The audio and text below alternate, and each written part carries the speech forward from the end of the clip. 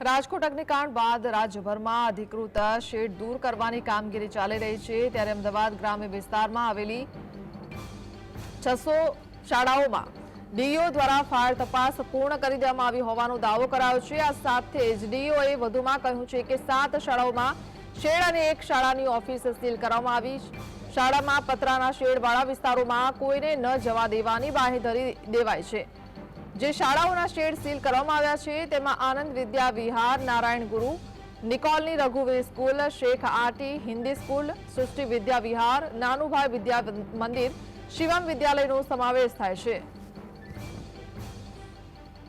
જોખમકારક shade અમને ધ્યાને આવ્યા એવી શાળાઓના સંચાલકશ્રીઓને અહીંયા અમે રૂબરૂમાં નોટિસ આપી બોલાવેલ અને તેઓને સમજ આપી એ પતરાના શેડનો મોટાભાગે આ પતરાના શેડ છત ઉપર જોવા મળેલા હતા કે જેનો